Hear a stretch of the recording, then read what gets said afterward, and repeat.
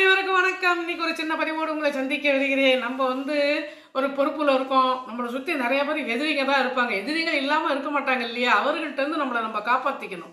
அப்படி காப்பாற்றிருக்கணும், ஒரு சில விஷயங்களை மாற்றி யோசிக்கணும்.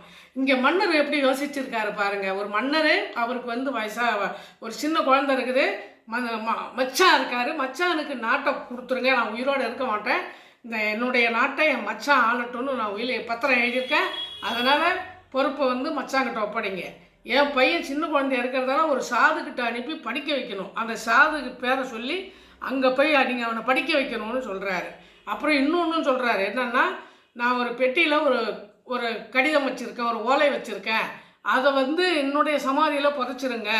என் பையன் 13 வருஷம் படித்து முடிச்சுட்டு வந்த பிறகு அந்த சமாதியை தோண்டி அந்த கடிதத்தை எடுத்து பார்க்கணுன்னு சொல்கிறாரு. சரின்னு எல்லாரும் அதே மாதிரியே இருக்காங்க. அப்புறம் மச்சான் நாட்டை நல்லா ஆண்டுட்டு இருக்காரு. அவருக்கு சந்தோஷம். என் பையன் எப்படி போனால் நமக்கு என்ன, நமக்கு நாடு கொடுத்தார, நம்ம எல்லாம் நிறைவேறுச்சுன்னு சொல்லிட்டு சந்தோஷமாக போயிட்டுருக்கு. ஆனால் மச்சான் கூட இருக்கிறவங்கெல்லாம் சில பேர் சொல்கிறாங்க, இல்லை, அந்த உங்கள் மாமங்காரர் ஏதோ தப்பு பண்ணியிருக்காரு, ஏதோ சூழ்ச்சி பண்ணியிருக்காரு, நீங்கள் அந்த பெட்டியை திறந்து பார்க்குறது நல்லதுன்னு அதெல்லாம் ஒன்றும் பண்ணியிருக்க மாட்டார், பேசாமல் இருக்குன்னு அவர் அசால்ட்டாக விட்டுட்டார் மச்சாங்கார்.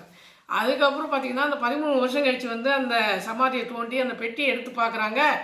இந்த ஓலையை படித்த அடுத்த நிமிடத்திலிருந்து என்னுடைய மகன் இந்த நாட்டுக்கு அரசனாவான், ஏற்கனவே அரசனாக நியமிக்கப்பட்டவன் அரச பொறுப்பிலிருந்து விலகிட வேண்டும், இதுவே என்னுடைய ஆணை கட்டளைன்னு மன்னர் எழுதியிருக்கார். இந்த மாதிரி ஒரு சீக்ரெட் விஷயத்த சொன்னது யாருன்னா சாது, அதாவது பையன் படிக்க போகிறார் இல்லையா, அந்த வாத்தியார் தான் மன்னர்கிட்ட சொல்லி இப்படி ஒரு பிளான் பண்ணியிருக்காரு.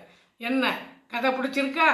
நீங்களும் மாற்றி யோசிங்க, உங்களுடைய பாதை வெற்றி பாதையாக அமையும். இந்த வீடியோ பிடித்திருந்தால் ஷேர் பண்ணுங்கள், லைக் பண்ணுங்கள். நன்றி.